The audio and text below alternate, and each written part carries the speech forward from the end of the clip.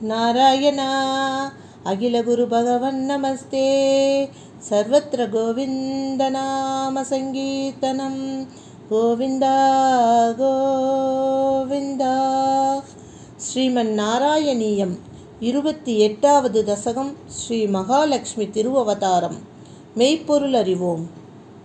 நம பார்வதி பதையே ஹர ஹர மகாதேவா।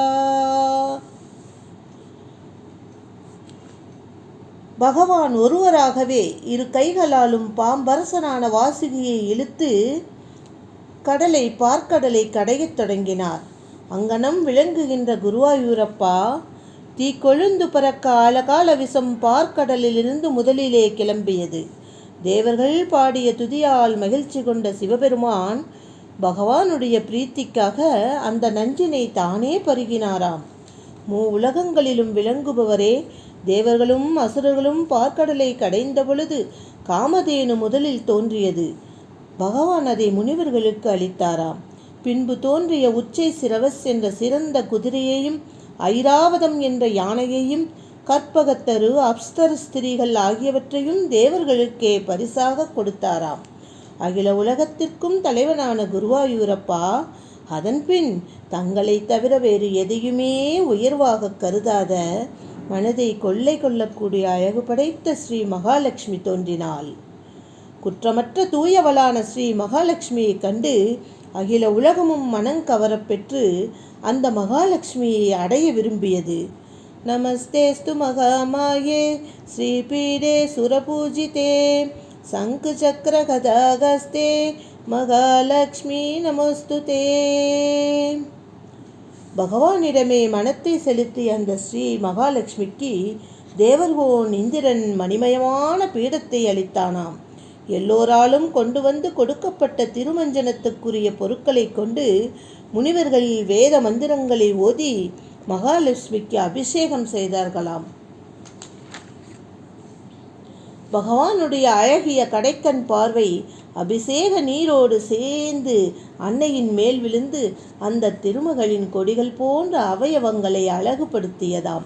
தேவர் முதலானோர் அவளை இரத்தின குண்டலங்களாலும் மஞ்சள் பட்டாடைகளாலும் முத்து மாலைகளாலும் அலங்கரித்தார்கள்.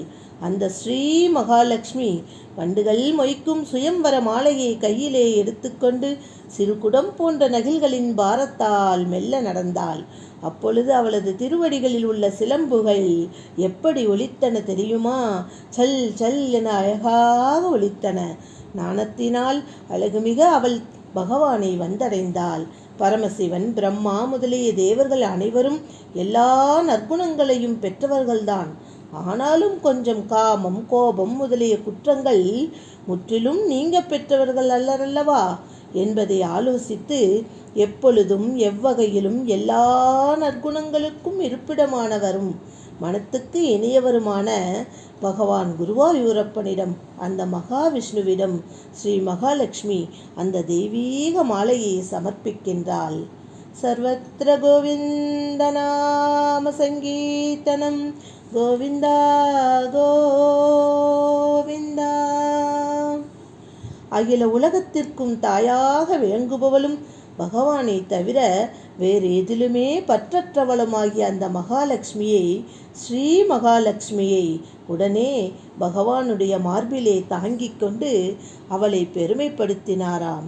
பகவானின் திருமார்பில் விளங்குகின்ற ஸ்ரீ மகாலட்சுமியின் அருட்பார்வையாகிற இன்ப மலையால் உலகமனைத்தும் செழிப்புடையதாயிற்றாம். அப்பொழுது அனைவரையும் மயங்கச் செய்யும் அழகினை உடைய வாருணி தேவியும் தோன்றினாளாம். எப்படி? அனைவரையும் மயங்கச் செய்யும் அழகினை உடைய வாருணி தேவியும் தோன்றினாளாம். அவள் ஆசையை செருக்கை உண்டாக்குபவள் என்று புகழ் படைத்தவள். அறியாமையாகிய தமோகுணத்தின் இருப்பிடம் அவள்தான். பகவான் அவளை மிக உயர்ந்த பரிசாக அசுரர்களுக்கு எடுத்து கொடுத்து விட்டாராம். அதிலிருந்துதான் அசுரர்கள் ஆசையை செருக்கை உடையவர்களாக வாழ்ந்து வருகிறார்களாம். குருவாயூரப்பா, அப்பொழுது பகவான் எப்படி இருந்தார் தெரியுமா? நீருண்ட மேகம் போல அழகிய திருவுருவுடன் இரு கைகளாலும் அமுத கலசத்தை ஏந்திக்கொண்டு கடலிலிருந்து தன்வந்திரி பகவானாக நம்முடைய குருவாயூரப்பர் மகாவிஷ்ணு கோவிந்தன் தோன்றினார். அத்தகைய பகவானே, என்னுடைய அனைத்து துன்பங்களையும் போக்கி அருள வேண்டும் என்று நாராயண பட்டத்திரி வேண்டிக் கொண்டு இந்த அற்புதமான மகாலட்சுமியின் திருவவதாரத்தை நம்மையும் கேட்க வைத்து நமக்கெல்லாம் மோட்சமளிக்கும் பாதையும் காட்டிவிட்டு இந்த அழகான தசகத்தை முடிக்கின்றார். ராதே கிருஷ்ணா.